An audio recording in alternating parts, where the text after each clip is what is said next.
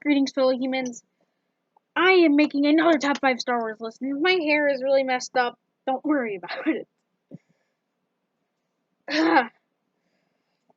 Anyway, I'm doing my top 5 favorite ancient Sith Lords. I have done Sith Lords, just not ancient Sith Lords, which is only like Old Republic or before the Old Republic. That's really all. And I have my cat over here, just trust me on this, who is trying to get onto the table that I have my camera on. Yeah. Anyway, let's get into the list. Yeah.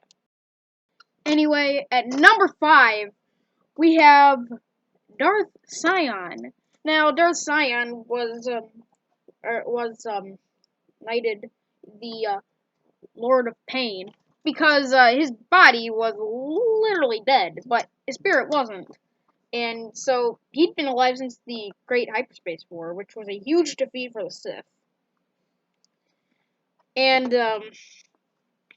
in conclusion, he didn't want to die, and he was full of pain. Like, he took pain every day, and like he was missing an eye. He was all cut up. Yeah, he looked terrible, but he was the third and I think the weakest member of the Sith Triumvirate.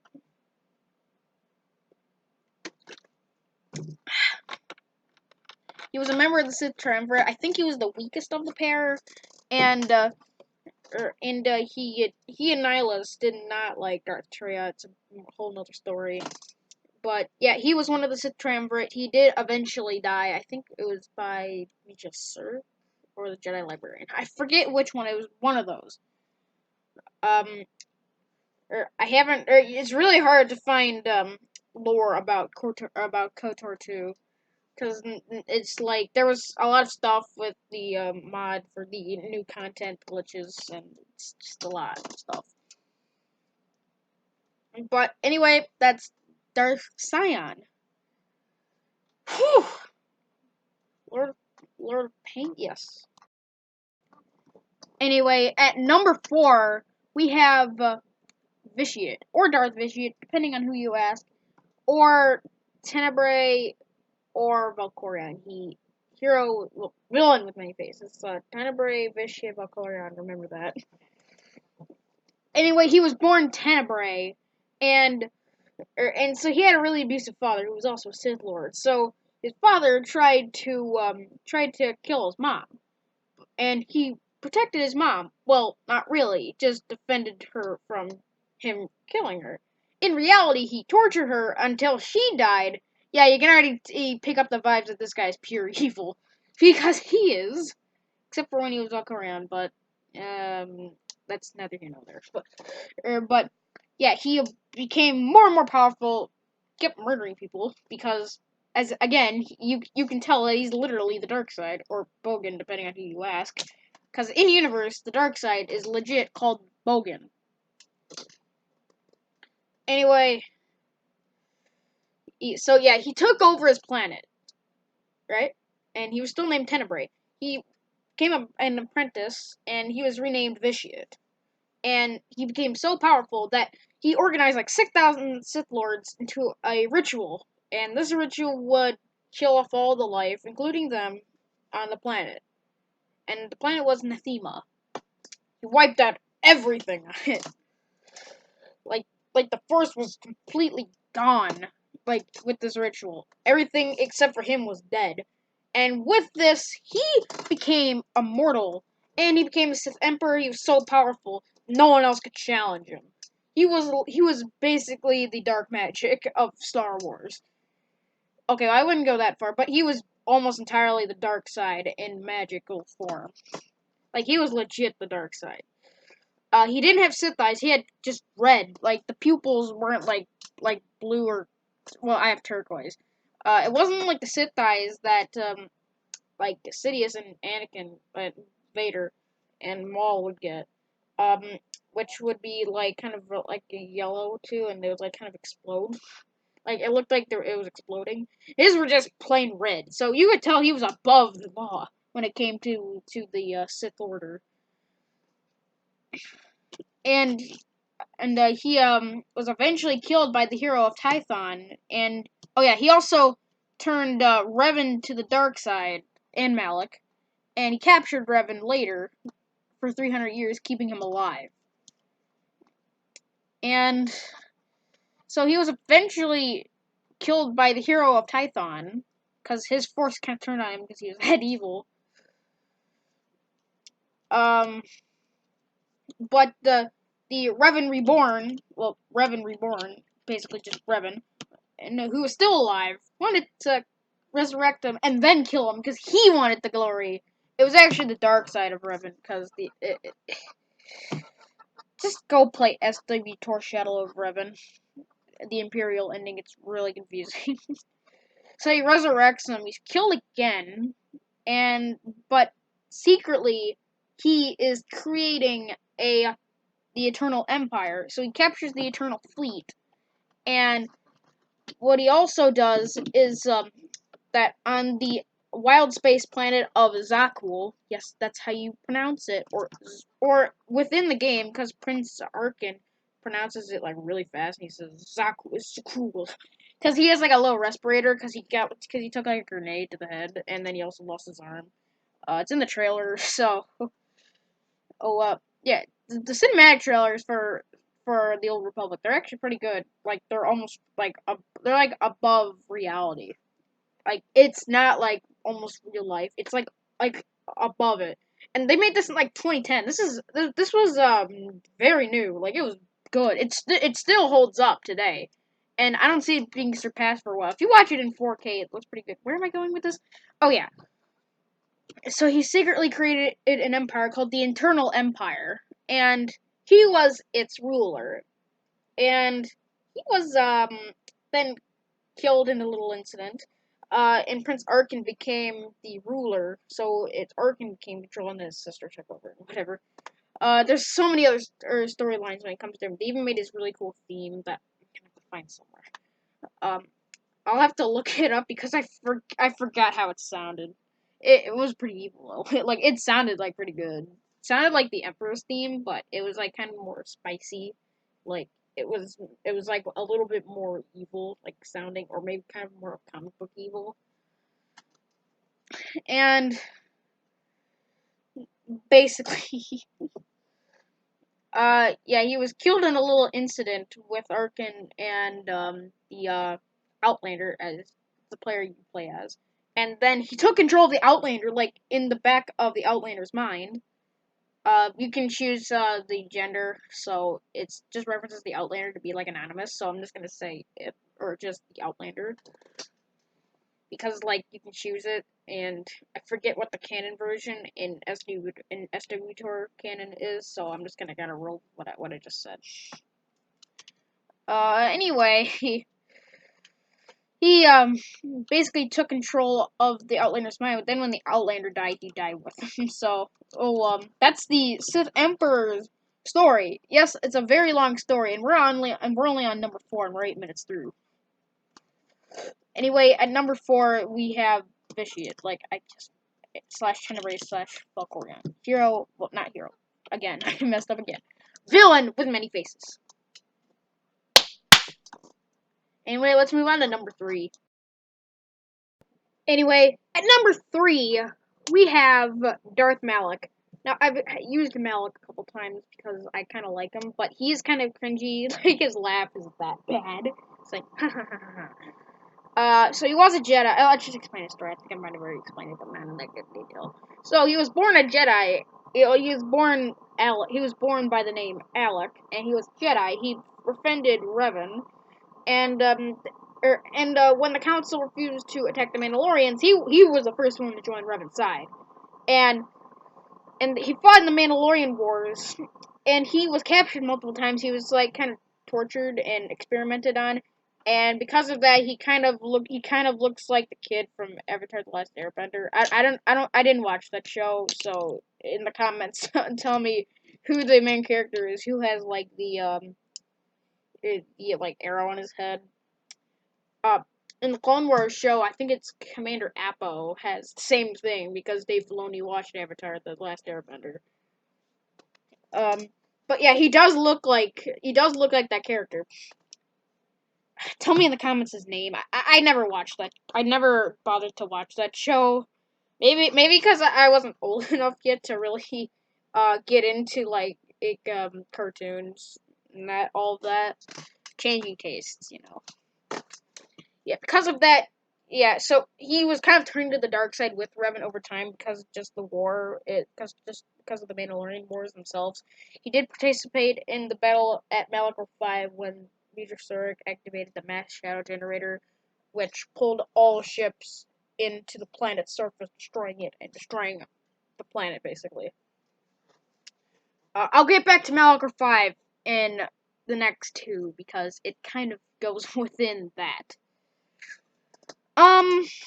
Anyway, so he followed Revan into the unknown regions where they accidentally found Dromon Kaas, where the Sith Empire was rebuilding itself, and they got their way and they basically got their way through all of the defenses, and they went face to face with Vitiate. Yes, that Vitiate. And they were both turned to the dark side by mind tricks, but they were able to get back to themselves and became their own things. And over time, over the Jedi Civil War with Revan, he had to be the Shadow Hand, aka he was the apprentice that no one cared about at the time. Uh, Revan was more concerned on the Jedi, and Malik was more concerned on the Republic. That's why in KOTOR 1, he destroys Terrace by, well, he bombards Terrace. Now, if Revan was still the dark side, he would hunt for, like, he would literally go himself looking for Bastila Shan. But that's alternate turn of events. Uh, yeah, it's not even in the lore. It's like an alternate version of the lore, which again made absolutely no sense. Um. Oh yeah, I forgot to. Oh wait, hold on a minute. I've got to keep explaining. So, anyway, over the course of the war, he was kind of thinking that Revan was like being a little he kind of like thought he was wimpy, weak. Yeah, so he basically told him, "Yeah, bro, I think you're weak and all of that. I think I'm more powerful than you." And Revan's like, I know you're taller than me because he's like a head taller than him in some instances.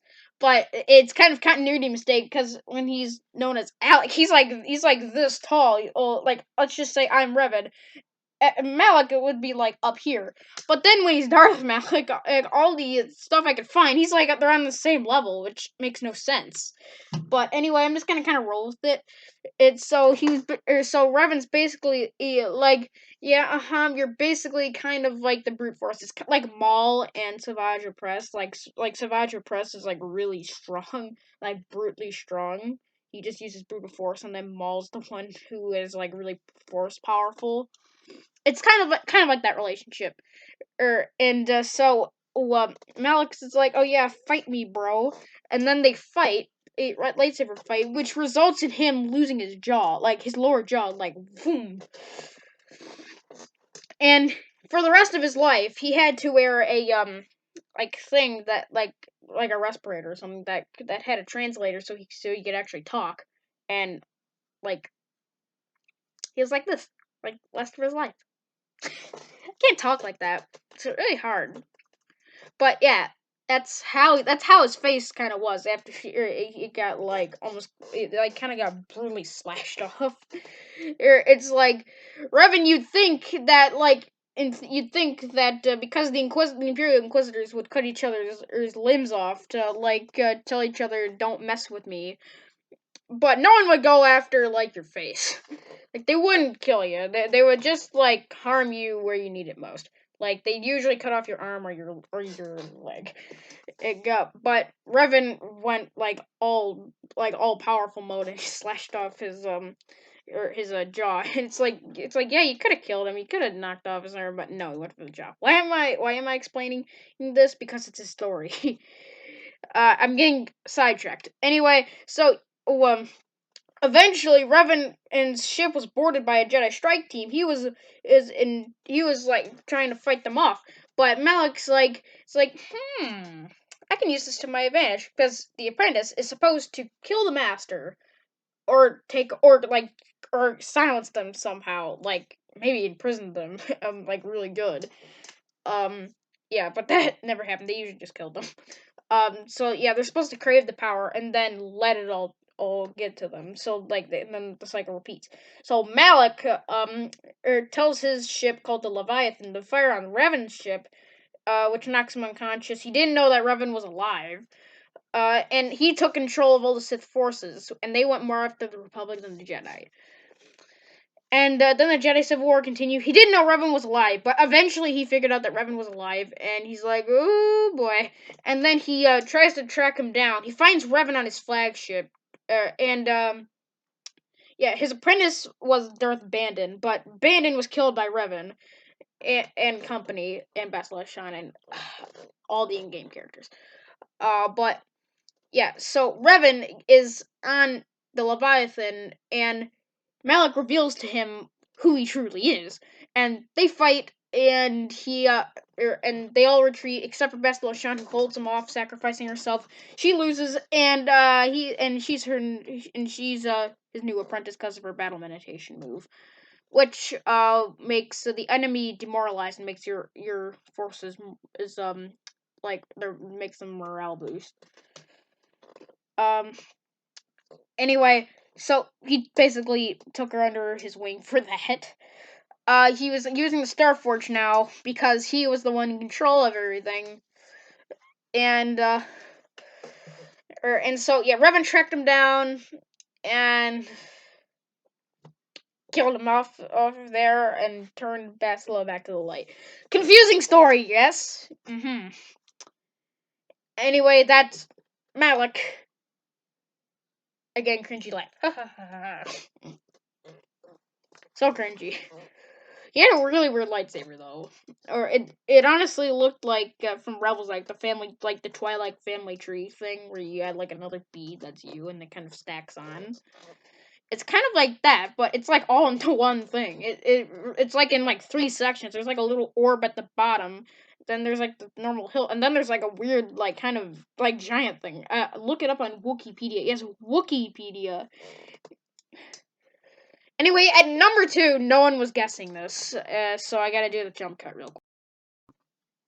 No one was guessing this, but it's Darth Nihilus. Nihilus, oh boy, he's basically Star Wars version of a horror film. He looks like that. He has a mask, and oh man, it's scary. Like it honestly looks like the mask from like typical low budget horror films. He was known as the Lord of Hunger by Darth Treya. Here's why. He could legit suck the Force energy out of people, even entire worlds if he tried, which he did multiple times. Back to the Malachor 5 thing. He was a survivor of the Malachor 5 devastation, and every survivor he could find, like after the event, he felt a undying hunger. And he knew what to do because he could use an ability called Force Drain. So if he was in a lightsaber fight with someone, if you get real close to them, because it would literally just suck the life into his hand, and then he's more powerful. He would only get relieved for like 10 seconds before I'm hungry. He was that hungry, and he got so overloaded with hunger that his physical body just faded away. He consumed himself, and he was just a mask and robes, and he was just holding himself together like that. And then he was eventually killed off, and that's even more confusing story. But he wasn't really Sith. He wasn't really a Jedi. He would just consume everyone he could find that would try to kill him, or people that he didn't like. So he's like, it's like I don't like this trooper. Okay, he's mine now. Oh, I'm hungry. That was basically his whole thing. He couldn't speak English. He was like, I can't do it. But it was like kind of a gargle where you couldn't really understand him. I guess you could somehow. It wasn't Galactic Basic, which aka it's English.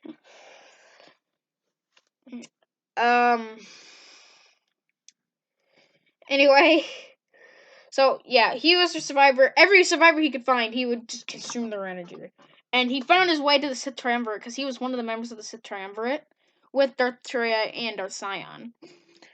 So yeah, he joined them, and with that, in short, he became more and more powerful, and he just kept consuming stuff. Then he left the Triumvirate, and he just kind of did his own thing. He didn't care who you fought for. Like, he didn't care who you were. He just wanted your energy.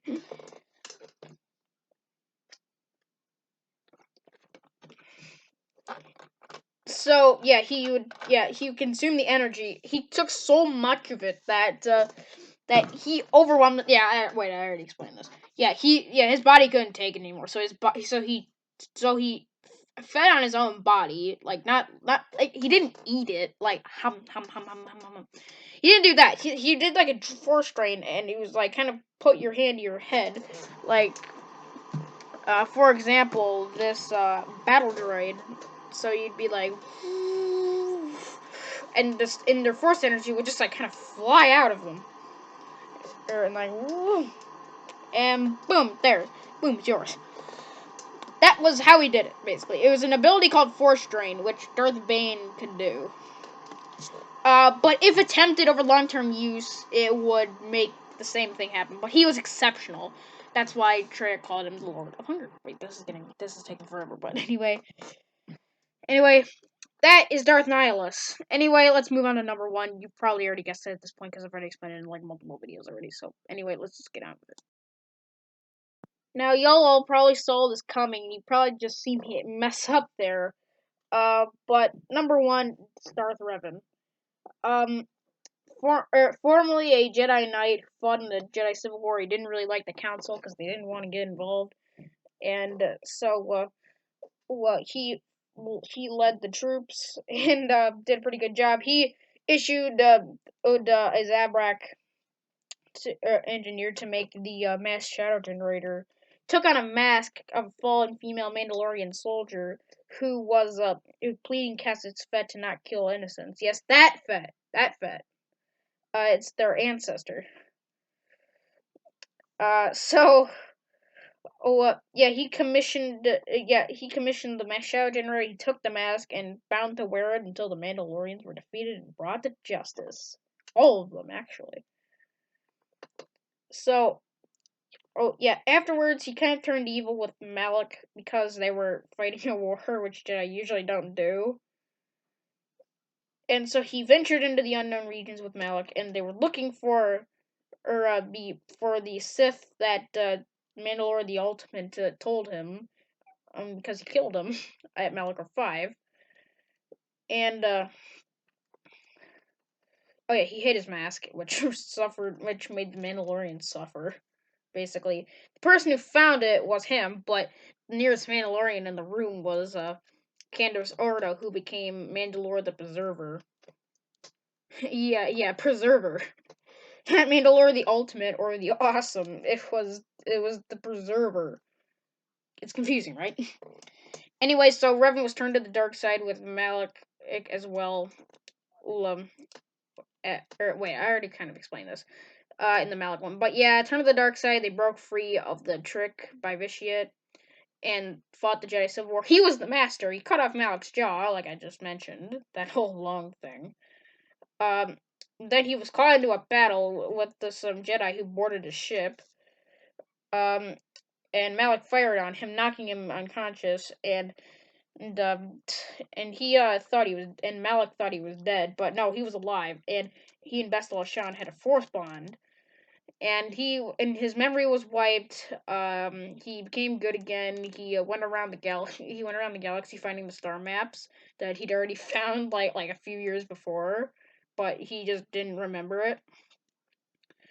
And so yeah, he was is confronted with Malak, learned his identity again, big reveal. Just like the Empire reveal. Okay, not that big, but you know what I'm saying.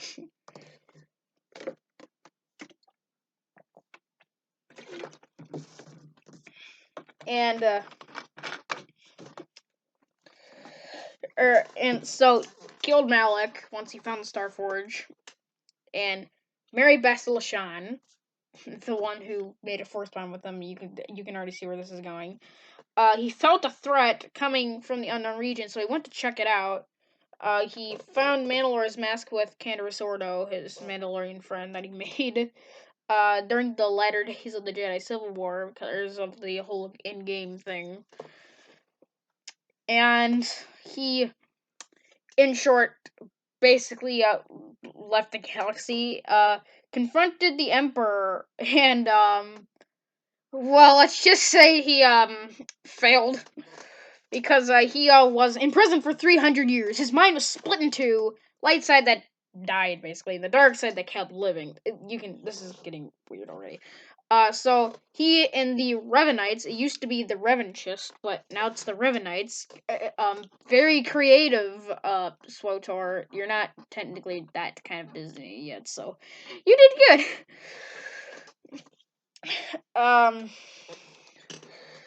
Yeah, so, well, yeah, so in SW Tour, he tries to resurrect the Emperor after he figures out that Vitiate died, so he can try to kill him. And he stopped, he becomes one with the Force. Whole story. Anyway, that is Scion, Vitiate, Malak, Nihilus, and Revan, which makes my top 5 favorite ancient Sith Lords. Got it? Got it. Anyway, that's gonna do it for today. Subscribe, like, comment, share. Subscribe to my second channel, weekly review. We're gonna be posting tomorrow, to my knowledge. And anyway, I will see you guys tomorrow. Bye. Wait, wrong one, wrong outro. Desvidania, everyone.